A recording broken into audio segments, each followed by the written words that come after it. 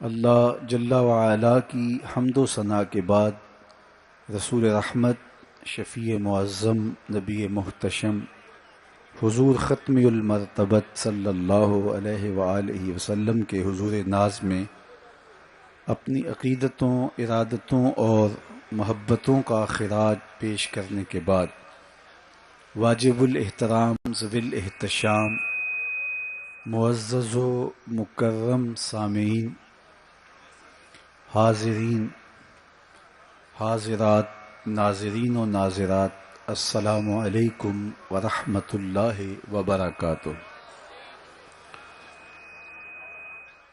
مجھے اس بات کا شدت سے احساس ہے کہ یہ گراؤنڈ تنگ پڑ گئی ہے اور باہر سڑک سے ہم جس طرح گزر کے آئے ہیں آپ لوگوں کو بیٹھنے میں دقت محسوس ہو رہی ہے، لیکن کچھ وقت کے لیے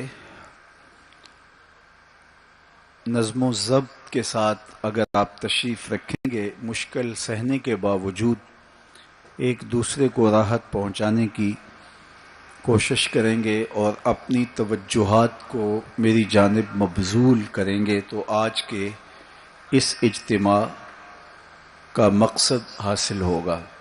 کہیں یہ قیمتی وقت جگہ کی تلاش میں اور بسر نہ ہو جائے، جہاں جگہ ملی ہے کھڑے ہیں، بیٹھے ہیں، آواز اگر پہنچ رہی ہے تو اپنی توجہات کو میری جانب کر لیں۔ آج کی بابرکت شب جس کے دامن میں اتنی برکتیں ہیں کہ ہم اپنے دامن ہی تنگ پاتے ہیں، اپنی جولیاں ہی چھوٹی سمجھتے ہیں اور انوار ہیں کہ اتر رہے ہیں۔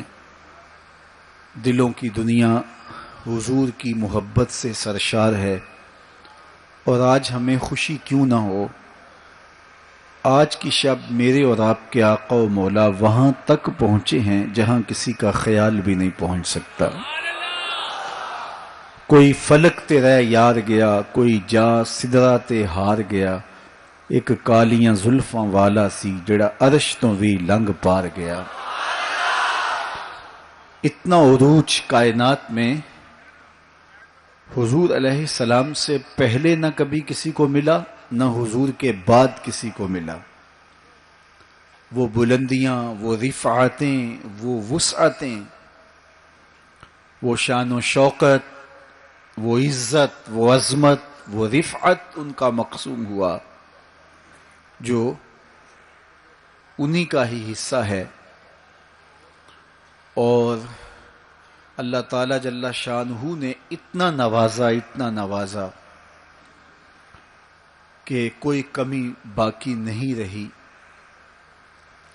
اور حضور کے صدقے سے اس امت کو بھی نواز دیا گیا، بخشش کا وعدہ دے کر اس امت کے لیے 50 نمازوں کا تحفہ دے کے، جو بعد میں سمٹ کے 5 رہ گئیں، اور خواتین سورہ بقرہ عطا کر کے اس امت کے دردوں کا درماں کیا اور انہیں سکون اور قرار کی دولت نصیب فرمائی۔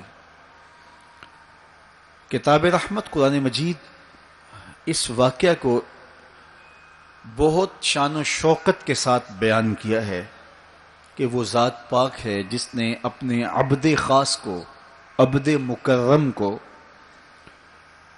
رات کے مختصر حصے میں مسجد حرام سے مسجد خاص تک، مسجد اقصی تک سیر کرائی، تاکہ وہ اپنے عبد خاص کو، اپنے بندہ خاص کو اپنی قدرت کی نشانیاں دکھائے۔ وہ مسجد اقصی جس کے اطراف میں رحمتیں برستی ہیں، انوار اترتے ہیں اور برکات کا نزول ہوتا ہے، اور پھر مسجد اقصی سے لے کر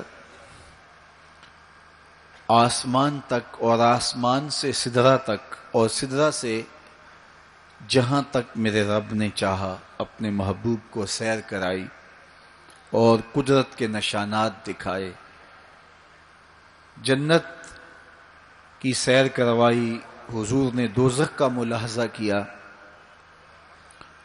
مسجد اقصیٰ میں نبیوں کی امامت کروائی، بیت المعمور میں اللہ کے محبوب کی جلوہ گری ہوئی، انبیاء علیہم السلام سے ملاقاتیں ہوئیں، اور سب سے بڑھ کر اللہ نے اپنے محبوب کو اپنا دیدار عطا فرمایا۔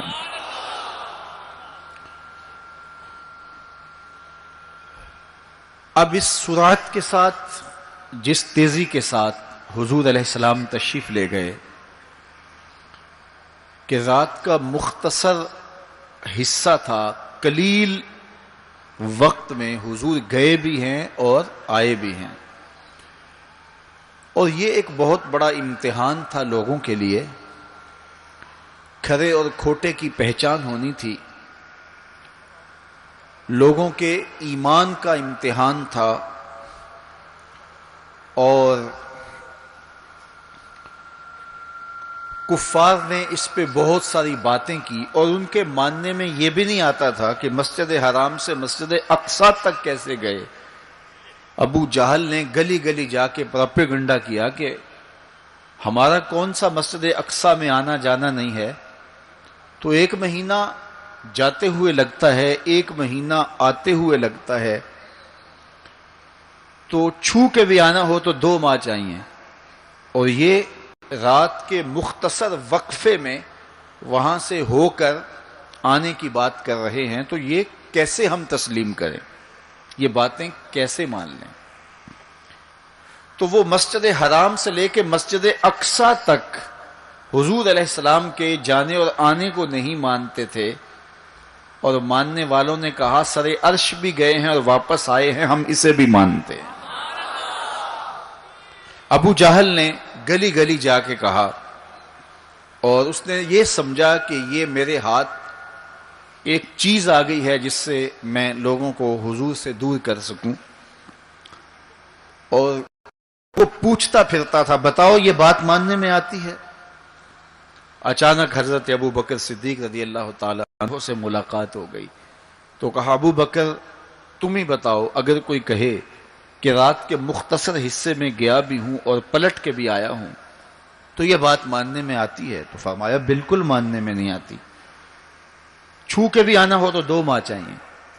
سمجھا لوہا گرم ہو گیا، اب چوٹ پورے ٹکانے پہ بیٹھے گی، تو کہنے لگا کہ پھر جن کا کلمہ تم پڑھتے ہو انہوں نے یہ دعویٰ کیا ہے۔ تو حضرت ابو بکر صدیق فرماتے ہیں کہ وہ اس سے بھی عجیب کرے تو میں وہ بھی ماننے کو تیار ہوں، وہ تو آسمان کی خبریں دیتے ہیں، ہم وہ بھی مانتے ہیں۔ تو محبت والوں کے لیے، ایمان والوں کے لیے تو یہ قابل تعجب نہیں ہے۔ قرآن بتاتا ہے کہ حضرت سلیمان علیہ السلام نے کہا کہ مجھے تخت بلقیس چاہیے، تو ایک جن کھڑا ہو گیا، حضرت یہ خدمت میں سر انجام دیتا ہوں، کب تک لے کر آؤ گے؟ اس نے کہا دوپہر تک لے آؤں گا، مجلس برخاست ہونے سے پہلے پہلے تخت حاضر کر دوں گا۔ اور وہ کوئی ڈبیا نہیں تھی کہ جیب میں ڈال کے لے آنی ہو، وہ تخت اتنا بڑا تھا کہ 60 ہاتھ چوڑا تھا، 80 ہاتھ لمبا تھا اور کئی ہاتھ موٹا تھا، 7 کوٹڑیوں میں مکفل تھا، پہرے دار کھڑے تھے، 1 مہینے کی مسافت پہ تھا۔ اس کو جیب میں بھی ڈال کے لانا ہو تو پھر بھی 2 ماہ چاہیے، لیکن وہ اتنا بڑا تخت، اس کو وہاں سے لانا کوئی تماشائے لبے بام تو نہیں تھا۔ لیکن جن نے کہا حضرت میں مجلس برخاست ہونے سے پہلے پہلے وہ تخت حاضر کر دیتا ہوں۔ قرآن نے ساری تفصیل سورہ النمل میں بیان کی۔ اب کتنی بڑی پیشکش تھی، لیکن حضرت سلیمان نے کہا نہیں، مجھے اس سے بھی پہلے چاہیے۔ پھر وہ اٹھا جس کے سینے میں کتاب اللہ کا علم تھا، قال الذی عنده علم من الکتاب، مفسرین نے ان کا نام آصب بن برخیہ بتایا ہے، جو حضرت سلیمان کا صحابی تھا۔ اس نے کہا حضرت میں یہ سعادت اپنے ذمے لینا چاہتا ہوں، آپ کو اگر جلدی چاہیے تو میں لے آتا ہوں۔ تو آپ نے فرمایا وہ تو دوپہر تک کا ٹائم دے رہا، بتاؤ تم کب لاؤ گے؟ تو وہ شخص جو زبور کا عالم تھا اور حضرت سلیمان علیہ السلام کا صحابی تھا، وہ بولا انا آتی کا بہی قبل ان یرتد الیک طرفک، حضور آپ آنکھ بعد میں جھپکیں گے، تخت پہلے حاضر ہوگا۔ اور حضرت سلیمان نے ابھی آنکھ جھپکی نہیں تھی، تخت سامنے پڑا ہوا تھا۔ بے ساختہ پکارا ھذا من فضل ربی، یہ میرے رب کا فضل ہے کہ جس نے میرے ماننے والے کو یہ روحانی طاقت اور توانائی نصیب کر دی۔ میں آپ سے کہتا ہوں کہ حضرت سلیمان کے امتی کی یہ شان ہے کہ 1 مہینے کی مسافت پر پڑا ہوا تخت آنکھ جھپکنے سے پہلے حاضر کر دیتا ہے، اور خود سلیمان مقتدی بن کے مسجد اقصی میں جس امام کے پیچھے کھڑے ہوں، اس امام کی شان کا عالم کیا ہوگا، ان کی رفعتوں کا عالم کیا ہوگا۔ تو یہ ایک امتحان ہے معراج، اور میرے اور آپ کے آقا و مولا کی عظمتوں کو ماننے والوں نے کہا کہ یہ بعید نہیں ہے، اللہ اپنے محبوب علیہ السلام کو جہاں چاہے جتنے وقت میں چاہے لے جا بھی سکتا ہے، اور اللہ کی دی ہوئی طاقت سے محبوب واپس پلٹ کے آ بھی سکتے ہیں۔ لوگوں نے یہ کہا کہ جسم اتنی سرعت کے ساتھ اگر محو سفر ہو تو تحلیل ہو جائے، تو میاں تخت سلیمان تحلیل نہیں ہوا، اور یہ حضرت سلیمان کے مقتدی کی تخت بلقیس جو ہے وہ تحلیل نہیں ہوا، اور یہ حضرت سلیمان کے مقتدی کی روحانی قوتوں کا کرشمہ ہے۔ تو جب ان کے مقتدی کی قوتوں کا یہ کرشمہ ہے تو ان کے امام کی طاقتوں کا عالم کیا ہوگا اور رفعتوں کا عالم کیا ہوگا۔ باقی یہ دعویٰ میرے رب کا ہے، سبحان الذی اسریٰ بعبدہ، وہ ذات پاک ہے جس نے اپنے عبد خاص کو سیر کرائی۔ اور پھر دنیا ورطہ حیرت میں ہے کہ اتنے مختصر حصے میں، اتنے قلیل وقت میں کیسے گئے اور کیسے پلٹ کے آئے۔ اور میرے رب نے کہا کہ سن لو، یہ میرے محبوب کا سفر نہیں ہے، یہ میرے محبوب کی سیر ہے۔ سبحان الذی اسریٰ، یہ میرے محبوب کا سفر نہیں ہے، یہ میرے محبوب کی سیر ہے۔ اور آپ جانتے ہیں سفر اور سیر میں فرق، سفر تیزی کے ساتھ کیا جاتا ہے۔ میں اب جو فاصلہ طے کر کے آیا ہوں، تو اگر میں سیر کی غرض سے یہاں آتا تو مجھے 2 گھنٹے لگتے، اور اگر میں گاڑی پہ بھی آتا تو پھر بھی مجھے کم از کم پونا گھنٹہ چاہیے تھا، لیکن میں 15-20 منٹ میں یہاں پہنچنے کی کوشش کی ہے، کیونکہ میری نگاہ میں ایک ہدف تھا کہ میں نے دیے گئے وقت کے مطابق یہاں پہنچنا ہے۔ وہ تو باہر بے تحاشا رش نہ ہوتا تو میں وقت سے 5 منٹ پہلے ہی پہنچ پاتا۔ تو میں دائیں بائیں سے بے نیاز ہو کے اپنی منزل پہ نگاہیں گاڑے ہوئے سرپٹ دوڑ رہا تھا اور یہاں تک آ پہنچا۔ لیکن سیر جو ہوتی ہے اس میں ہر منظر پہ رکا جاتا ہے، ٹھہرا جاتا ہے، کوئی نظارہ ہو تو اس سے لطف اندوز ہوا جاتا ہے۔ اب اتنی سرعت کے ساتھ گئے اور واپس پلٹ کے آئے، میرا رب کہتا ہے یہ میرے محبوب کا سفر نہیں تھا، یہ میرے محبوب کی سیر تھی۔ کیا سمجھو گے میرے محبوب کو؟ جس کی سیر تمہاری سمجھ میں نہیں آتی، اگر وہ سفر کرے تو پھر کیسے سمجھو گے؟ یہ تو ابھی سیر ہے اور تم ورطہ حیرت میں ہو، کیسے گئے کیسے آئے۔ عقل والے کہتے ہیں کہ زمین، سطح زمین سے لے کر 44 میل تک ہوا ہے، اس کے بعد کرۂ خلا ہے، پھر کرۂ زمہریر ہے، پھر کرۂ نار ہے۔ پھر آسمان میں خرق و التیام ممکن نہیں، جسم کا صعود ممکن نہیں ہے، آسمان میں دروازے نہیں ہیں، آسمان ٹوٹ نہیں سکتا، پھٹ نہیں سکتا، تو کیسے کوئی آسمان سے گزر سکتا ہے؟ تو کیسے چلے گئے؟ ہم کہتے ہیں کہ حضرت آدم ماں حضرت حوا کے کیسے آئے؟ یہ رکاوٹیں ان کے راستے میں بھی تو تھیں۔ حضرت عیسیٰ علیہ السلام کے بارے میں ہمارا عقیدہ ہے کہ وہ پھانسی نہیں دیے گئے، سولی نہیں چڑھائے گئے، بلکہ اللہ نے ان کو آسمان پہ اٹھا لیا۔ تو یہ رکاوٹیں تو ان کے راستے میں بھی آئی ہوں گی، تو وہ کیسے چلے گئے؟ جب حضرت عیسیٰ جا سکتے ہیں، حضرت آدم آ سکتے ہیں، تو میرا نبی جا بھی سکتا ہے، میرا نبی آ بھی سکتا ہے۔ فرق یہ ہے ابھی تک جو گیا ہے پلٹ کے آیا نہیں، جو آیا ہے ابھی تک پلٹ کے گیا نہیں۔ میرے نبی گئے بھی ہیں، میرے نبی آئے بھی۔ سی راز میراج محبتاں دا نہیں سی کسے دی سمجھ وچ آن والا، سدیا طالب تے گیا مطلوب ہوتے، جبرائیل سی صد لے جان والا، بازے آخ دے بن دروازیاں تو کیویں پہنچیا عرش تے جان والا، ابر عقل نو ایتھے دخل کیے، جانے جان والا یا لے جان والا۔ یہ میرے رب کا دعویٰ ہے، اپنے محبوب کو سیر میں نے کروائی۔ تو کائنات میں جن رفعتوں تک، جن بلندیوں تک میرے حضور پہنچے، اچھا سیر کروائی کیوں؟ تو کہا کہ میں اپنے عجائب قدرت کی نشانیاں اپنے عبد خاص کو، عبد منیب کو، عبد مختار کو، عبد مکرم کو دکھانا چاہتا ہوں۔ اور پھر اللہ جل شانہ نے اپنے محبوب کو اتنی نشانیاں دکھائیں جن کا تعلق دیکھنے سے بھی تھا، جن کا تعلق وجدان سے بھی تھا، محسوسات سے بھی تھا، سننے سے بھی تھا۔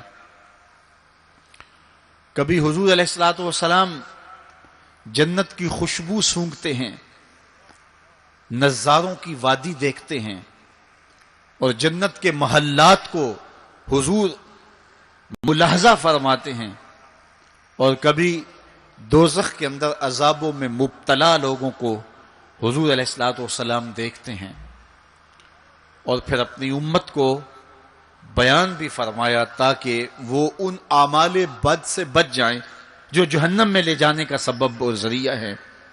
آج کی شب خاص میں میں اور آپ اپنی زندگیوں پہ غور کریں، اور حضور علیہ السلام نے وہ جو ہمیں خبریں دی ہیں ان کو دیکھیں، اور کوئی ایسی کوتاہی کہیں ہمارے اعمال میں تو نہیں ہے، اگر ہے تو اس کو اپنے سے دور کر کے ایک نئی زندگی کا آج سے آغاز کریں۔ حضور علیہ الصلوۃ والسلام نے فرمایا کہ میں نے کچھ لوگوں کو دیکھا کہ پتھروں سے ان کے سر کچلے جا رہے ہیں، اور پتھروں سے کچلنے کی وجہ سے ان لوگوں کے سر کیمے کی طرح ہو جاتے، کوٹ دیے جاتے ہیں پتھروں سے، لیکن تھوڑی دیر کے بعد پھر صحیح ہو جاتے ہیں، لیکن پھر دوبارہ ان کے سر کچلے جاتے۔ تو میں نے پوچھا جبریل یہ کون لوگ ہیں؟ تو کہا کہ یہ وہ لوگ ہیں کہ جن کے سر نماز کی وجہ سے بوجھل رہتے تھے، نماز جن کو بڑی بھاری لگتی تھی۔ کئی لوگوں کو نماز کا کہیں تو وہ 100 بہانے کرتے ہیں، اور ایک بہانہ تو ہر بے نمازی کرتا ہے، میرے کپڑے پاک نہیں ہیں۔ میرے والد گرامی فرمایا کرتے تھے تیرے کپڑے کیسے پاک ہو سکتے ہیں جب تو اللہ کے حضور جھکنا نہیں جانتا؟ جب اس کے حضور جھکنا سیکھ جائے گا تیرا لباس بھی پاک ہو جائے گا، تیرا بدن بھی پاک ہو جائے گا، تیرا تن بھی پاک ہو جائے گا، تیرا من بھی پاک ہو جائے گا۔ تو 100 بہانے، تو ان کے سر نماز کی وجہ سے بوجھل ہو جاتے، اذان کی آواز سنتے اور پھر دوبارہ سرہانے پہ سر ڈال دیتے اور اٹھنے کی ہمت نہ پڑتی۔ حی علی الصلاۃ حی علی الفلاح کی دل فریب صدائیں کانوں میں پڑتی۔ تو ان کے سر نماز کی وجہ سے بوجھل ہوتے تھے، اور آج ان کے سر پتھروں سے کوٹے جا رہے ہیں۔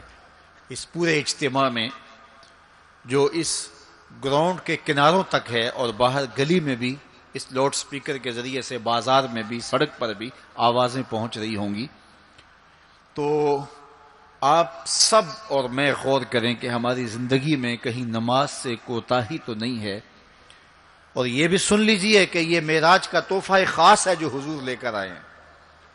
معراج کی شب جب حضور وہاں پہنچے، جب کسی کا تصور بھی نہیں پہنچ سکتا، تو اللہ نے اپنے محبوب علیہ السلام کو جو عطا کیا اس میں خواتین میں سورہ بقرہ تھی، سورہ بقرہ کی آخری آیات عطا کی گئی۔ امت کے ساتھ بخشش کا وعدہ کیا گیا اگر وہ شرک نہیں کرتی، اور جو سب سے اہم شے وہ یہ کہ 50 نمازوں کا تحفہ دیا گیا۔ آقا کریم علیہ السلام 50 نمازوں کا ہدیہ اور تحفہ لے کر کے واپس پلٹے۔ چھٹے آسمان پہ حضرت موسیٰ علیہ السلام سے ملاقات ہوئی اور انہوں نے کہا کہ میں بنی اسرائیل کا تجربہ رکھتا ہوں اور امتوں کا گہرا تجربہ رکھنے کی وجہ سے میں آپ سے عرض کرتا ہوں کہ آپ اللہ کی بارگاہ میں جائیے اور نمازوں میں تخفیف کی درخواست پیش کیجیے، یہ 50 نمازیں نہیں پڑھ پائیں گے۔ تو حضرت موسیٰ علیہ السلام کے کہنے پہ حضور دوبارہ بارگاہ عزدی میں حاضر ہوئے اور عرض کی تو 5 نمازوں کی رخصت ہو گئی، 45 رہ گئی۔ تو واپس پلٹے تو حضرت موسیٰ علیہ السلام نے پھر کہا کہ یہ 45 بھی نہیں پڑھ سکیں گے، آپ اللہ کی بارگاہ میں دوبارہ تخفیف کی درخواست پیش کیجیے۔ تو حضور دوبارہ جاتے ہیں، پھر آئے، پھر انہوں نے کہا، 9 مرتبہ واپس بھیجا اور 50 سے 5 نمازیں رہ گئیں۔ جب 5 نمازیں لے کے حضور واپس آ رہے تھے تو حضرت موسیٰ پھر ملے اور انہوں نے ایک بار پھر کہا ایک بار اور جائیے۔ اب عادت باری کیا ہے، ہر بار درخواست کرنے سے 5 نمازوں کی رخصت ملتی ہے، اب رہ ہی 5 گئی ہیں، تو عادت باری کے مطابق اب یہ 5 بھی معاف ہو جائیں گی۔ تو حضور نے فرمایا مجھے رب سے شرم آتی، رب سے حیا آتی۔ امت سے توقع کی کہ یہ امت اتنی نکمی تو نہیں ہے کہ 5 نمازیں بھی نہ پڑھے۔ تو میرے اور آپ سے یہ ہمارے آقا و مولا کی توقع تھی کہ ہم 5 نمازیں ادا کریں، اور یہ 5 نمازیں ہمیں ثواب 50 کا عطا کریں گے۔ لا تبدیل لکلمات اللہ، اللہ کی باتیں تبدیل نہیں ہوتی۔ بظاہر یہاں 9 مرتبہ تبدیلی آئی ہے، لیکن اللہ نے ایک ضابطہ دیا، من جاء بالحسنۃ فلہ عشر امثالھا، جو ایک نیکی کرے 10 کا ثواب دیتا ہوں، پڑھو گے 5 ثواب 50 کا عطا کروں گا، چونکہ اللہ کی باتیں تبدیل نہیں ہوتی۔ تو یہ 5 نمازیں تحفہ معراج ہیں جو حضور لے کر کے آئے ہیں۔ اسی لیے الصلاۃ معراج المومنین کہا گیا کہ معراج اہل ایمان کے لیے، نماز اہل ایمان کے لیے معراج ہے۔ حضور کا معراج تو یہ کہ رخ مالک سے پردے اٹھے اور دیدار الہی کیا اور وہاں تک پہنچے جہاں کسی کا تصور بھی نہیں پہنچ سکتا۔ لیکن اس امت کے لیے معراج یہ ہے کہ جب وہ پیشانی سجدے میں رکھ کے سبحان ربی الاعلیٰ کہتی ہے، اتنی رحمتیں برستی ہیں کہ اگر لوگوں کو پتہ چل جائے کہ ہم جب سجدے میں ہوتے ہیں تو کتنی رحمتیں برستی ہیں تو وہ سجدے سے ساری نہ اٹھائیں، اتنی رحمتوں کا نزول ہوتا ہے۔ اس لیے اس امت کا معراج یہ ہے کہ یہ 5 گانا نماز شعار زندگی بنا لے، کبھی بھی نماز قضا نہ ہونے دے، اپنی زندگی میں نمازوں کو اس طرح شامل کرے کہ نماز کا وقت آئے تو بے چینی ہو کہ نماز کی ادائیگی ہو، اور ایک نماز کے بعد دوسری نماز کا انتظار کرنے لگ جائیں۔ میرے اور آپ کے آقا و مولا نے فرمایا مجھے تمہاری دنیا سے صرف 3 چیزیں پسند ہے، حبب الی من دنیاکم ثلاث، تمہاری دنیا سے صرف 3 چیزیں پسند ہے، خوشبو، پاکیزہ عورتیں، اور میری آنکھوں کی ٹھنڈک نماز میں رکھی گئی۔ حضور نماز کو آنکھوں کی ٹھنڈک قرار دیں، اور فرمایا بلال حبشی کو جب اذان کے لیے کہتے تو یہ فرماتے ارحنا یا بلال، بلال اٹھو اور ہمارے سینے کو راحت پہنچا دو۔ تو نماز سے حضور کے قلب کو، حضور کے سینے کو راحت پہنچتی تھی۔ میں اور آپ جتنے لوگ یہاں آئے ہیں اور جس ہجوم کے ساتھ، جس شوق کے ساتھ، جس ولولے کے ساتھ اور جس محبت کے ساتھ آئے ہیں، یقیناً آپ اور میں حضور کو راضی کرنے آئے ہیں، اپنے رب کو راضی کرنے آئے ہیں، آقا دو عالم کی رضا کے حصول کے لیے ہم آئے ہیں۔ تو حضور کی رضا کے طالب بن کے آج کے اس اجتماع میں آنے والوں، اگر تم چاہتے ہو کہ حضور ہم سے راضی ہو جائیں، تو اگر بدقسمتی سے کوئی بے نمازی ہے تو آج عزم کر کے جائے کہ آج کے بعد نماز نہیں چھوڑوں گا، اللہ کے رسول راضی ہو جائیں گے انشاءاللہ، چونکہ حضور نے نماز کو اپنی آنکھوں کی ٹھنڈک قرار دیا ہے، اپنے دل کا قرار نماز کو قرار دیا۔ ارحنا یا بلال، بلال ہمیں راحت پہنچا دو اذان دے کے، تو یہ حضور کے لیے راحت کا سبب تھا۔ تو 5 گانا نماز شعار زندگی رکھیں، اور جنہیں نماز نصیب ہے وہ یہ سمجھیں کہ نماز معراج المومنین ہے، تو پھر ہمیں سجدے میں اس کی لذت کیوں نصیب نہیں ہوتی؟ تو وہ اپنے خیالات کو قابو میں کریں، اپنی نماز میں یکسو ہو جائیں، پڑے سجدے میں ہوں اور کھڑے دکان پہ ہوں تو پھر سجدہ سرور بخش نہیں ہوگا، پھر قیام لذت آفری نہیں ہوگا۔ تو اپنی نماز کو اس قدر یکسو کر لو کہ جب تم سجدے میں ہو، قیام میں ہو، رکوع میں ہو، تو سجدے، قیام اور رکوع کی لذت تمہیں حاصل ہو رہی ہو، تو پھر معراج کی لذتیں تمہیں نماز میں نصیب ہوں گی اور قرار نصیب ہوگا۔ تو کہا میں نے کچھ لوگوں کو دیکھا کہ ان کے سر کوٹے جا رہے ہیں، اور میں نے پوچھا یہ کون لوگ ہیں؟ تو کہا یہ وہ لوگ ہیں کہ جو نماز نہیں پڑھا کرتے تھے، جن کے سر نماز سے بوجھل رہتے تھے۔ پھر کچھ لوگوں کو دیکھا معراج کی شب، فرماتے ہیں کہ ان کے آگے اور پیچھے چیتھڑے بندھے ہوئے ہیں، اور وہ کانٹے دار جھاڑیاں تھوہر کھا رہے ہیں، کڑوی جھاڑیاں کھا رہے ہیں، اور گرم پتھر چاٹ رہے ہیں اور کھا رہے ہیں۔ تو میں نے پوچھا کہ یہ کون بد نصیب لوگ ہیں؟ تو کہا یہ وہ لوگ ہیں جو اپنے مال کا صدقہ نہیں دیا کرتے تھے، مال کی زکوٰۃ نہ ادا کرنے والے سخت عذاب میں مبتلا ہوں گے اور اللہ کے قہر و غضب کا شکار ہوں گے۔ اور پھر فرمایا میں نے ایسے لوگوں کو بھی دیکھا کہ جن کے سامنے انواع و اقسام کے کھانے پڑے ہوئے ہیں، ہنڈیا کے اندر اچھے تازہ اور خوشبودار ماکولات موجود ہیں، لیکن وہ ان کو نہیں لے رہے، بلکہ بدبودار سڑا ہوا گوشت کہیں پڑا ہے اور وہ اس کو اٹھا کے کھا رہے ہیں۔ تو مجھے حیرت ہوئی، تو میں نے جبریل سے پوچھا کہ یہ کون بد نصیب لوگ ہیں کہ ان کے سامنے بھنا ہوا تازہ گوشت موجود ہے، خوشبودار گوشت موجود ہے، لیکن یہ اس بدبودار اور متعفن میں ہاتھ مار رہے ہیں۔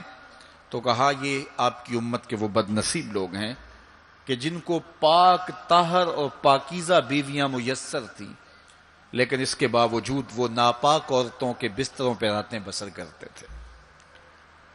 دور موجود کے اندر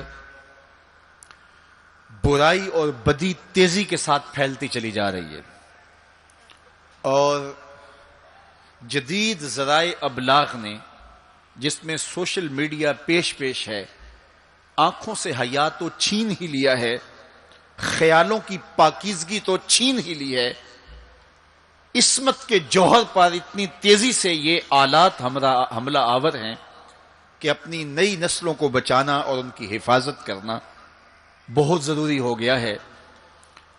میری اور آپ کی ذمہ داری ہے کہ ہم اپنی اولادوں پر گہری نظر رکھیں اور ان کی حفاظت کریں، چونکہ اگر عصمت کا جوہر محفوظ نہ رہا تو پھر پلے کچھ بھی نہیں رہا، اگر آبرو سلامت نہیں رہی تو پھر پلے کچھ بھی نہیں رہا۔ قیامت کے دن ان لوگوں کو اس صورت کے اندر لایا جائے گا کہ وہ یہ غلیظ کھانے کھا رہے ہوں گے، اور ذلت اور رسوائی کی وہ زندگی ان کو سہنا پڑے گی، اور اللہ کے قہر و غضب کا شکار ہونا پڑے گا۔ اپنی خلوت کو اور اپنی جلوت کو پاکیزہ رکھنے کی کوشش کرو، اور اللہ کی رضا اپنا مقصود زندگی بنا لو۔ وہ آنکھ جو غیر محرم کو شہوت کی نظر سے دیکھتی ہے، قیامت کے دن جہنم کی آگ سے بھر دی جائے گی۔ اپنے خیالوں کو بھی پاکیزہ کرو، اپنی سوچوں کو بھی پاکیزہ کرو، اور اپنی زندگی کی ایک ایک ساعت کو اپنے مالک کے حضور پیش کرو، اور اللہ سے توفیق مانگو خیر کی اور برکت اور رحمت کی۔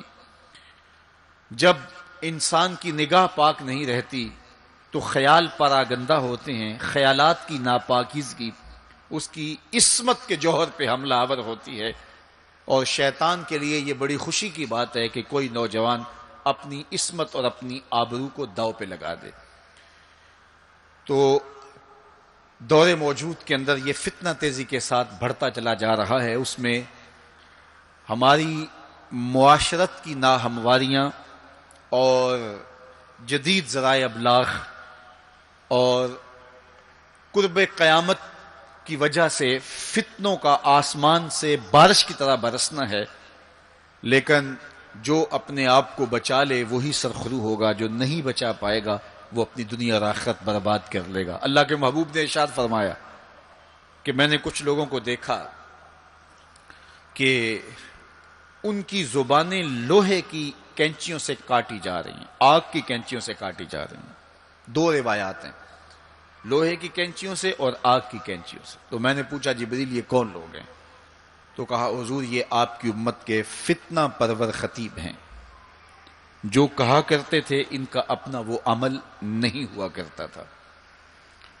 لوگوں کے اندر فتنہ اور فساد بپا کرنے والے لوگ، جن کی زبان کی تلخیاں معاشروں کے اندر تفریق پیدا کرتی ہیں، بھائی بھائی سے لڑ پڑتا ہے، میاں بیوی کے درمیان تفریق پیدا کر دیتے ہیں، نفرت کی چنگاریاں ان کی زبان اگلتی ہے، اور ان کے لہجے لوگوں کے اندر تفریق، تشدد، افتراق اور فرقہ بندیاں پیدا کرتے ہیں۔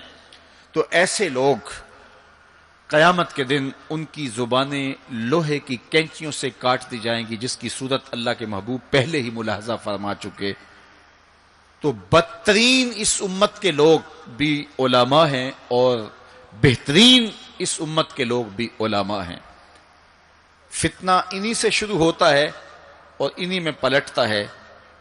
ان کے پاس بیٹھنے سے خیر ملتی ہے اگر وہ خیر کی راہوں کے مسافر ہوں، اور اگر یہ طبقہ خراب ہو جائے اور شر پہ اتر آ جائے، شر پہ اتر آئے تو پھر سب سے زیادہ شر بھی انہی کے دامن سے پھوٹتی ہے۔ ان کی زبان جب زہر اگلنے لگے اور ان کے لفظ شعلے بن جائیں تو معاشرے بسم ہو کے رہ جاتے ہیں اور معاشرے جل کے خاشاک ہو جاتے ہیں۔ اس لیے خاص طور پہ اس طبقے کو اپنا ہمیشہ محاسبہ کرنے کی ضرورت ہے کہ ہمارے عمل سے، ہمارے رویے سے، طرز زندگی سے، ہماری گفتگو سے، ہمارے کسی لہجے سے کسی کے لیے تفریق، تشدد، افتراق اور لڑائی پیدا نہ ہو۔ تو یہ بات بہت ہی اہم ہے جو اللہ کے محبوب علیہ الصلوۃ والسلام نے بیان فرمائی۔ اللہ کے محبوب علیہ السلام فرماتے ہیں میں نے ایک منظر دیکھا کہ ایک سوراخ ہے، اس سے ایک بیل نکلتا ہے، نکلنے کے بعد دوبارہ گھسنے کی کوشش کرتا ہے لیکن گھس نہیں پاتا۔ تو میں نے جبریل سے پوچھا کہ یہ کیا ماجرا ہے؟ تو جبریل نے کہا کہ حضور یہ ان لوگوں کی مثال بیان کی ہے جو زبان سے بڑا بول نکال دیتے ہیں اور پھر دوبارہ اس کو لینا چاہتے ہیں تو پھر وہ واپسی نہیں ہو سکتی۔ بعض اوقات آپ کوئی ایسی بات کر دیتے ہیں جس سے فتنہ پھیلنا شروع ہو جاتا ہے، جس سے شر پھیلنا شروع ہو جاتی ہے، جس سے معاشرے کے اندر تشدد اور افتراق پیدا ہونا شروع ہو جاتا ہے، جس سے لوگ آپس میں الجھ پڑتے ہیں۔ تو آپ آرام سے زبان سے کوئی جملہ نکال دیتے ہیں لیکن بعد میں اس کو واپس لینا چاہیں لیکن وہ شر پھیل چکی ہوتی ہے۔ تو اسی لیے ہمارے بزرگوں نے ہمیں یہ کہا ہے کہ بولنے سے پہلے 100 مرتبہ بات کو تول لو، غور کر لو، فکر کر لو۔ کمان سے تیر نہ نکلا ہو، آپ کے پاس اختیار ہوتا ہے کہ جب چاہو اس کو پھینک لو، لیکن جب آپ کمان سے تیر چھوڑ چکے ہوں تو پھر آپ کا اختیار ختم ہو جاتا ہے۔ پھر وہ زخمی کرے، کسی کی موت کا سبب بنے یا وہ تیر ضائع چلا جائے، پھر تمہارا اختیار نہیں ہوتا۔ تو بولنے سے قبل ضرور سوچو کہ میری زبان سے نکلا ہوا کوئی جملہ اس معاشرے پر کیا اثر پیدا کرے گا، اور جب زبان سے جملہ نکل گیا تو پھر آپ کے اختیار میں نہیں ہے۔ تو یہ بہت ضروری ہے۔ اس وقت ہر بندہ جو زبان میں آئے بول دیتا ہے، ہر بندے کو اس وقت بولنے کی جو لت ہے، اور آج کل تو وہ سوشل میڈیا کے اوپر جو من میں آیا تنہائی میں وہ لکھ دیا اور لکھ کے معاشرے کے اندر لوگوں کے اندر وہ چیز وائرل کر دی، جس طرح کی تصویر چاہا ڈال دی، لیکن پھر بعد میں وہ آپ کے اختیار میں چیز نہیں رہتی ہے۔ بلکہ اب تو اتنے بخسیس اور اتنے نیچ فطرت کے لوگ بھی سوشل میڈیا پہ بیٹھے ہوئے ہیں. کسی زمانے کے اندر جو گندے مزاج کے لوگ ہوتے تھے وہ واش روم کے اندر بیٹھ کر کے چھپ کے اپنے خب سے باطن کا اظہار کرتے تھے اور واش روم کی دیواروں کے اوپر جو ان کے من میں غلاظت ہوتی وہ لکھ دیا کرتے تھے. پبلک واش رومز کے اندر ایسے مناظر آپ نے بھی دیکھے ہوں گے کہ انسانیت کا سر شرم سے جھک جاتا ہے. ایسے چھوٹی سوچ کے لوگ وہاں بیٹھ کر کے جو ہے وہ لکھ دیا کرتے تھے. اب وہی لوگ، ان کو ایک سوشل میڈیا کا پلیٹ فارم مل گیا ہے اور وہ یہاں اپنے بند کمرے میں جو چاہیں لکھ کے اس کے اوپر ڈال دیں، اور اس کی شر اور اس کا فساد اور اس کی غلاظت، اس کی گندگی کے چھینٹے کہاں کہاں تک پہنچتے ہیں ان کو اس سے غرض نہیں ہوتی. تو ایک ایک حرف جو زبان سے نکلتا ہے، تمہارے قلم سے نکلا ہوا ایک ایک جملہ، اس کا حساب ہونا ہے قیامت کے دن. ایک ایک چیز کے بارے میں پوچھا جائے گا. اور آج اگر تم سوشل میڈیا پہ کوئی بات چھوڑتے ہو یا کسی مجمع عام کے اندر کوئی بات کرتے ہو یا تنہائی کے اندر کوئی بات کرتے ہو اور پھر اس کی شر پھیلتی ہے، تو وہ شر تو پھر سفر کرتی رہے گی. تم اب وہ جملے کہنے چھوڑ بھی دو، تم اپنا وہ اکاؤنٹ بند بھی کر دو، لیکن وہ شر، وہ غلاظت، وہ گندگی، وہ چھینٹے جو اڑے تھے وہ آگے بڑھتے رہیں گے اور اس کا گناہ تمہارے نامہ اعمال میں، تمہارے کھاتے میں درج ہوتا رہے گا. حتیٰ کہ تم مر بھی گئے تو پھر بھی تمہارے نامہ اعمال کے اندر وہ سب کچھ اترتا رہے گا. اس لیے اپنے آپ کو محتاط کرنے کی ضرورت ہے اور اپنے ایک ایک لمحے کو محفوظ کرنے کی ضرورت ہے. اپنے وقت کو قیمتی جانو. اپنی زبان کو کھولنے سے قبل 100 بار سوچو کہ جو میں لفظ کہہ رہا ہوں وہ کیا مجھے کہنا چاہیے یا نہیں. میرے اور آپ کے آقا و مولا نے فرمایا جو اللہ اور پچھلے دن پر ایمان رکھتا ہے وہ خیر کی بات کہے ورنہ چپ رہے. اس کا چپ رہنا اس کے لیے بہتر ہے، اور اگر وہ کہنا چاہتا ہے تو وہ خیر کی بات کہے. تو فرمایا میں نے وہاں بیل نکلتے ہوئے دیکھا اور پھر دوبارہ گھسنا چاہتا ہے تو گھس نہیں پاتا. تو کہا جبریل نے کہ یہ وہ بول ہے جو زبان سے نکالا جا چکا ہے، اب دوبارہ زبان میں اس کو داخل نہیں کیا جا سکتا. اور مختلف صورتیں حضور نے دیکھی. لوگوں کو عذابوں کے اندر مبتلا دیکھا، لوگوں کو تکلیفوں کے اندر مبتلا دیکھا، کسی کو خون کی نہر کے اندر غوطے کھاتے دیکھا، کسی کے پیٹ کے اندر سانپ دیکھے. اور جبریل سے پوچھا تو جبریل نے عرض کی یا رسول اللہ یہ سود خور ہے، یا رسول اللہ یہ حرام کھانے والا ہے، یہ فلاں جرم کا مرتکب شخص ہے. تو وہ صورتیں حضور علیہ السلام کو دکھائی گئی اور وہ مناظر حضور کو دکھائے گئے. اور دوسری جانب جنت میں حضور نے ان خوش نصیب لوگوں کو بھی دیکھا کہ جن کی نیکیوں کی وجہ سے وہ اللہ کی رحمتوں کے حصار میں ہیں. ایک شخص کو دیکھا جو نور عرش میں ڈوبا ہوا ہے اور وہ نور ہی نور میں ہے. اللہ اکبر. تو جبریل سے حضور نے پوچھا یہ کون شخص ہے؟ تو جبریل امین نے اس کی 3 خوبیاں بیان کی. ان میں سے ایک خوبی یہ تھی کہ وہ اپنے والدین کا فرما بردار ہے. حضور علیہ الصلوۃ والسلام نے معراج کی شب بہت نظارے دیکھے، جنت دوزخ کو مشاہدہ کیا. حضور نے انبیاء علیہ السلام سے ملاقاتیں کی. پہلے آسمان پہ حضور علیہ الصلوۃ والسلام نے حضرت آدم علیہ السلام کو دیکھا. دوسرے آسمان پہ دیگر حتیٰ کہ 7ویں آسمان تک مختلف نبیوں کو دیکھا. اور پھر اس کے بعد حضور علیہ الصلوۃ والسلام 7 آسمانوں سے گزرتے ہوئے جب سدرۃ المنتہا پہ پہنچے تو جبریل امین نے کہا کہ حضور اب اس سے آگے میں نہیں جا سکتا. اللہ اکبر. پھر سبز نوری تخت آیا جس پہ حضور جلوہ فراز ہوئے. رف رف نامی اس تخت پہ حضور بیٹھے. پھر حضور وہاں تک پہنچے جہاں کسی کا خیال بھی نہیں پہنچ سکتا.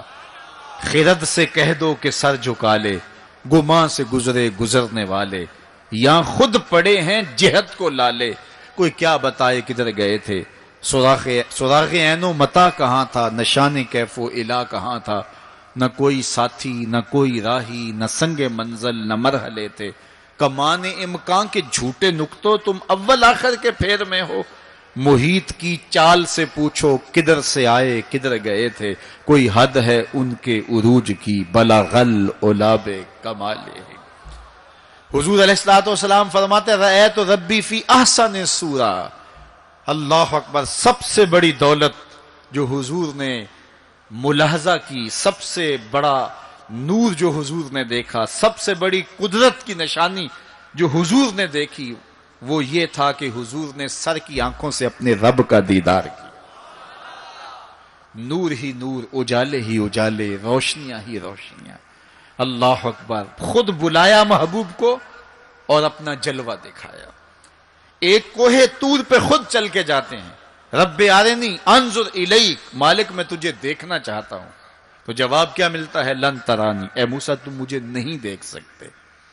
اور ایک ام ہانی کے گھر لیٹے ہیں اور چادر اوڑھ کے استراحت کر رہے ہیں، جبریل جا کے حاضر ہو کے عرض گزار ہوتے ہیں، ان اللہ اشتاق الی لقائک یا رسول اللہ، محبوب آپ لیٹے ہو، آپ کا رب آپ کا دیدار کرنا چاہ رہا ہے۔ تبارک اللہ، شان تیری، تجھی کو زیبا ہے بے نیازی۔ کہیں پہ وہ جوش لن ترانی، کہیں تقاضے وصال کے تھے۔ ایک کوہ طور پہ خود چل کے جاتا ہے اور دیدار کی طلب کرتا ہے، مالک میں تجھے دیکھنا چاہتا ہوں۔ جواب کیا ملتا ہے؟ لن ترانی، اے موسیٰ تم نہیں دیکھ سکتے۔ پہم اسرار ہوتا ہے بار بار، یا اللہ میں تجھے دیکھنا چاہتا ہوں۔ علماء نے لکھا جب یہ کہہ دیا گیا تم نہیں دیکھ سکتے تو پھر تقاضا کیوں تھا؟ کہا اس لیے کہ رب کا کلام سنا تھا، اس لیے تڑپ تھی، جس کے کلام میں اتنا لطف ہے، دیدار کا مزہ کیا ہوگا۔ تو کہا تھا مالک میں تجھے دیکھنا چاہتا ہوں۔ اچھا اگر مجھے دیکھنا چاہتے انظر الی الجبل، اس پہاڑ کو دیکھو، اگر یہ اپنی جگہ پہ کھڑا رہا تو تم مجھے دیکھ لو گے۔ اللہ نے اپنی رویت کو استقرار جبل کے ساتھ معلق کر دیا۔ علامہ سعد الدین تفتزانی علیہ رحمہ نے شرح قائد نصفیہ میں اس پہ گفتگو کی ہے کہ ممکن کے ساتھ معلق بھی ممکن ہوتا ہے۔ گویا اللہ کا دیدار ممکن ہے، تو اللہ تعالیٰ جل شانہ نے کہا کہ اس پہاڑ کو دیکھو، یہ اگر اپنی جگہ ٹھہرا رہا تو تم مجھے دیکھ لو گے۔ یہ الگ بات ہے کہ وہ پہاڑ ٹھہر نہ سکا، اللہ کے جلووں کی تاب نہ لا سکا۔ اللہ تعالیٰ نے اس پہاڑ پہ جب اپنی تجلی کا نزول کیا، اور وہ بھی تجلی ذاتی نہیں تھی، تجلی صفاتی، اور اس کا بھی عکس، پرتو، ظل اور سایہ اس پہاڑ پہ ڈالا، اور پہاڑ اس جلوے کی تاب نہیں لا سکا۔ طور جلنے لگا، خر موسیٰ صاعقہ قرآن بتاتا ہے۔ حضرت موسیٰ علیہ السلام بھی بے ہوشی کی کیفیت میں زمین پر تشریف فرما ہو گئے۔ اللہ اکبر۔ اس کے بعد جب ہوش میں آئے تو حضرت موسیٰ اللہ کی بارگاہ میں عرض گزار ہے، مالک میں تیرے حضور توبہ کرتا ہوں، میں نے تقاضا ہی کیوں کیا۔ اللہ اکبر۔ جلووں کی تاب نہیں لا سکے، اور وہ تجلی ذاتی بھی نہیں تھی، تجلی صفاتی تھی، اور وہ بھی تجلی صفاتی کا عکس تھا، سایہ تھا، اور وہ بھی پہاڑ پہ پڑا، پہاڑ سے منعکس ہو کے حضرت موسیٰ علیہ السلام پہ آیا، لیکن تاب نہیں لا سکے۔ لیکن اللہ کے دیدار کا سرما تو آنکھوں میں لگ گیا تھا، ایک جھلک تو پڑی تھی۔ امام حلبی نے لکھا ہے کہ اس کے بعد حضرت موسیٰ کی نگاہوں کا عالم یہ تھا کہ کالی رات کے اندھیرے میں کالے پتھر پر کالے رنگ کی چیونٹی کو 9 فراسخ دور سے، ایک فرسخ 3 میل کا ہوتا ہے، 27 میل دور سے، تقریباً 50 کلومیٹر دور سے کالے رنگ کی چیونٹی کو کالے پتھر پر کالی رات کے اندھیرے میں چلتا ہوا دیکھ بھی لیتے تھے، اس کے قدموں کی آہٹ کو سن بھی لیتے تھے۔ یہ اللہ کا کلام سننے کی وجہ سے کانوں میں یہ سماعت آ گئی، اور اللہ کا دیدار کرنے کی وجہ سے آنکھوں میں یہ توانائی آ گئی کہ 50 کلومیٹر دور کالی رات کے اندھیرے میں، شب دیجور کی ظلمتوں میں، کالے رنگ کی چیونٹی کو چلتا ہوا دیکھتے بھی، اس کے قدموں کی سرسراہٹ کو سنتے بھی۔ یہ اس کی نظر کا کمال ہے جس نے تجلی صفاتی کا پرتو پہاڑ پہ پڑتے ہوئے دیکھا اور تاب نہ لا سکا، اور جو ذاتی تجلیوں میں گم رہا اور آنکھ بھی نہیں جھپکتا، اس محمد عربی کی نگاہوں کا عالم کیا ہوگا، ان کی نظروں کا عالم کیا ہوگا۔ اسی لیے فرمایا انی ارا ما لا ترون واسمع ما لا تسمعون، جو میں دیکھتا ہوں وہ تم نہیں دیکھتے، جو میں سنتا ہوں وہ تم نہیں سنتے۔ تو تجلی صفاتی کا پرتو پڑا ہو تو نظر اتنی تیز ہو جائے، اور تجلی ذاتی کا عکس جس نے دیکھا، تجلی ذاتی کے جلووں میں جو گم رہا ہو، تو اس کی نگاہوں کا عالم کیا ہے۔ اللہ اکبر۔ یہاں تو خر موسیٰ صاعقہ ہے، وہاں کیا ہے؟ ما زاغ البصر وما طغی، آنکھ نہ ہی تو چندھیائی اور نہ حد ادب سے متجاوز ہوئی۔ کیسی آنکھ ہے، جب جلوائے محبوب دیکھا تو آنکھ چندھیائی بھی نہیں۔ آپ سورج کو دیکھیں اور وہ دوپہر پر ہو اور جو ہے وہ پورے جلال پر ہو تو آپ کی آنکھیں چندھیا جاتی ہیں، آپ دیکھ نہیں پاتے، آنکھوں میں پانی اتر آتا ہے۔ اب یہ آنکھیں کیسی تھیں کہ جب جلوائے جمال خدا دیکھا تو خدا کہہ رہا ہے، رب کہہ رہا ہے ما زاغ البصر، کیسی آنکھیں ہیں کہ جو چندھیائی نہیں ہیں، وما طغی، اور حد ادب سے متجاوز بھی نہیں ہوئی ہیں۔ دنیا پر ایسا ہوتا ہے، کسی منظر کو کوئی نظر دیکھے تو نظر منظر کی تعریف کرتی ہے نا، کوئی نظارہ دیکھے تو ناظر تعریف کرتا ہے نا، واہ واہ کیسا نظارہ تھا، کیسا منظر تھا۔ دنیا کے اوپر یہی ہوتا آیا ہے، لوگ جاتے ہیں گلزاروں کو، پہاڑوں کو، کوساروں کو، وادیوں کو دیکھنے کے لیے، تو واپس پلٹتے ہیں تو کہتے ہیں کیا منظر تھا یار، پہاڑوں پہ جمی ہوئی برف، پھوٹتے جھرنے، بہتی ندیاں، کیا منظر تھا، کیا خوبصورت درخت تھے، اور درختوں کے اوپر کیا قدرت کے جمال کے رنگ تھے۔ اقبال بھی ایک منظر دیکھ کر آئے تو واپس کسی نے پوچھا کیا دیکھا وہاں، تو انہوں نے کہا من خدا را آنجا دیدم بے حجاب، میں نے اس کے جلوے وہاں بے نقاب دیکھے ہیں۔ تو جب کوئی ناظر کسی منظر کو دیکھتا ہے تو ناظر منظر کی تعریف کرتا ہے کہ واہ واہ کیسا منظر تھا، آنکھوں سے ہٹتا ہی نہیں ہے۔ یہ پہلی مرتبہ دنیا میں ایسا ہوا کہ ناظر نے منظر کو دیکھا تو منظر کہنے لگا واہ کیسی آنکھ ہے جو نہ چندھیاتی ہے نہ حد ادب سے گزرتی ہے۔ یہ پہلی بار ایسا ہوا، ما زاغ البصر وما طغی۔ تو محبوب کریم نے، اللہ اکبر، اگر یہ کہا جائے کہ حضور کی روح نے معراج کیا تھا، یہ خواب دیکھی تھی، تو یہ آیت اس کی دلیل ہے کہ جب خواب دیکھی جاتی ہے تو یہ آنکھیں بند ہوتی ہیں۔ خواب خیال سے دیکھی جاتی ہے، وہ ایک خیال ہے جو پرواز کرتا ہے، اس کا تعلق دماغ سے ہوتا ہے، اور اگر روح کا دیکھنا ہو تو وہ روح بھی آنکھوں سے نہیں دیکھتی، ان آنکھوں سے، اس کی روح کی اپنی آنکھیں ہیں۔ تو جب آنکھوں کا ذکر کیا کہ آنکھ چندھیائی نہیں اور حد ادب گزری نہیں، تو محبوب پتا چلا کہ جو جلوہ دیکھا تھا وہ خواب میں نہیں دیکھا تھا، وہ اس آنکھ نے دیکھا تھا۔ جو جلوہ دیکھا تھا وہ آنکھ نے دیکھا تھا، اسی لیے تو بات آنکھ پہ ہو رہی ہے، ما زاغ البصر وما طغی، آنکھ چندھیائی نہیں، حد ادب سے گزری نہیں، تو معلوم ہوا کہ جو دیکھا تھا وہ آنکھ نے دیکھا ہے، اسی لیے تو آنکھ کی بات ہو رہی ہے۔ اور پھر ایک اور بات سنو، آگے قرآن کہتا ہے ما کذب الفؤاد ما رأى، جو آنکھ نے دیکھا دل نے اس کی تکذیب نہیں کی۔ یعنی جب آنکھ نے وہ جلوہ دیکھا تو آنکھ نے دل سے پوچھا کہ یہ وہی ہے، چونکہ دل میں تو وہ پہلے ہی رہتا تھا، دل میں تو بسیرے پہلے ہی تھے، دل میں تو پہلے ہی تھے۔ دیکھو کسی نے کسی کو نہ دیکھا ہو اور وہ کسی کے ساتھ اس کو دیکھنے جائے، تو جس کے ساتھ وہ دیکھنے گیا اس نے دیکھا ہو تو اس کو لگے کہ یہ وہی ہے، تو وہ اس سے پوچھتا ہے جناب یہ وہی ہے، تو اس نے دیکھا ہو تو وہ تصدیق کر لیتا، اور اگر اس نے بھی نہ دیکھا ہو تو پھر اسے کوئی پوچھتا بھی نہیں، چونکہ ہم بھئی ایک جیسے ہیں، تم نے بھی نہیں دیکھا میں نے بھی نہیں دیکھا۔ تو جب کسی نے پہلے دیکھا ہوا ہو تو پھر دوسرا اس کو پوچھتا ہے ہاں وہی ہے، اور وہ کہتا ہے ہاں وہی ہے، اور وہ یہ تب کہہ سکتا ہے کہ اس نے پہلے دیکھا ہو۔ جب جمال الہی کو نگاہ مصطفیٰ نے دیکھا تو نگاہ نے دل سے پوچھا یہ وہی ہے، یہ وہی ہے جو دل میں درد بن کے رہتا ہے، یہ وہی ہے۔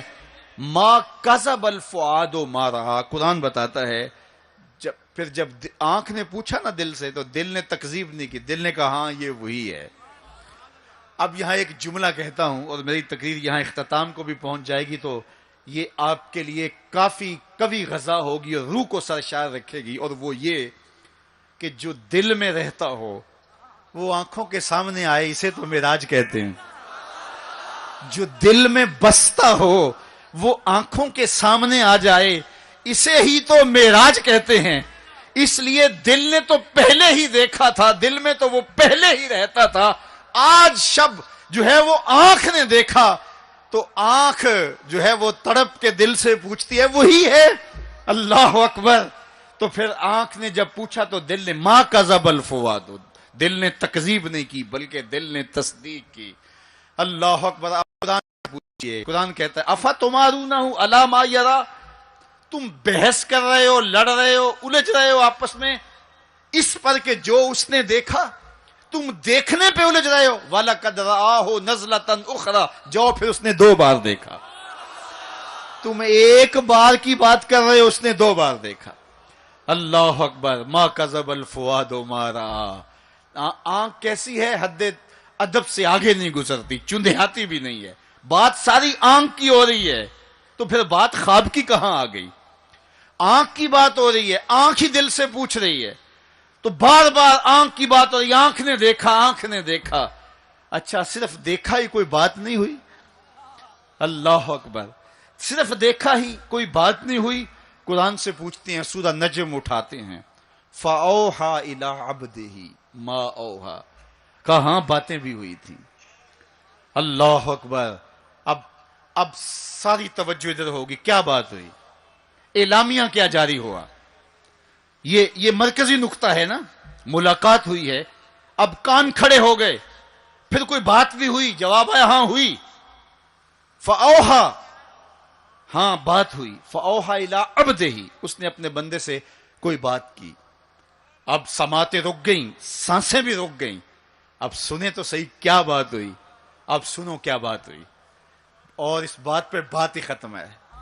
کیا لفظ ہیں اور کیا قرآن کا اسلوب ہے، قرآن تو واقعی اللہ کا کلام ہے۔ پھر ذرا سنیے ذرا کیا منظر ہے، لطف کیا ہے کہ ملاقات ہوئی۔ ملاقات کو قرآن بیان کر رہا ہے، آنکھ جھپکی نہیں ہے، بات قرآن بتا رہا ہے، آنکھ نہ جھپکی ہے نہ حد ادب سے آگے گزری ہے۔ یہاں ایک اور بات عرض کرنا چاہوں گا، حد ادب سے آگے نہیں گزری، حد ادب سے متجاوز نہیں ہوئی، تو یہ جملہ بتاتا ہے یہ جبریل سے ملاقات کی بات نہیں بتائی جا رہی، یہ رب سے ملاقات کی بات بتائی جا رہی ہے۔ یہ حد ادب کی جو بات ہے، اس بات کو سمجھیں۔ پھر کہا، آنکھ نے پوچھا دل سے، دل نے کہا یہ وہی ہے۔ اللہ اکبر۔ آگے بڑھے، اب بات بھی کوئی ہوئی، کہا فَأَوْحَىٰ إِلَىٰ عَبْدِهِ، اس نے اپنے بندے سے کوئی بات کی تھی، کوئی وہی کہتے ہیں اشارہ سریہ خفیہ، سرگوشی جسے کہتے ہیں، کسی کے کان میں کوئی بات کرنا۔ تو کہا پھر اس نے اپنے بندے سے کوئی بات بھی کی، کان کھڑے ہو گئے، سماعتیں رک گئیں، سانسیں رک گئیں، کیا بات ہوئی؟ جواب آیا ما اوہا، تمہیں کیا لگے جو بھی ہوئی، کرنے والے نے کی، سننے والے نے سنی۔ فَأَوْحَىٰ إِلَىٰ عَبْدِهِ، اس نے اپنے عبد خاص سے پھر کوئی بات کی، کان رکے، جواب آیا ما اوہا، جو بھی ہوئی، جو بھی ہوئی کرنے والا جانے یا سننے والا جانے۔ سی راز میراج محبتاں دا، نہیں کسے دی سمجھ وچ آن والا، سدیا طالب تے گیا مطلوب ہوتے، جبرائیل سی صد لے جان والا، بازے آخدے بن دروازیاں تو کیویں پہنچیا عرش تے جان والا، ابر عقل نو ایتھے دخل کیے، جانے جان والا یا لے جان والا۔ تو کہا جو بھی بات ہوئی وہ ہوئی ضرور، اللہ اکبر، لیکن اتنا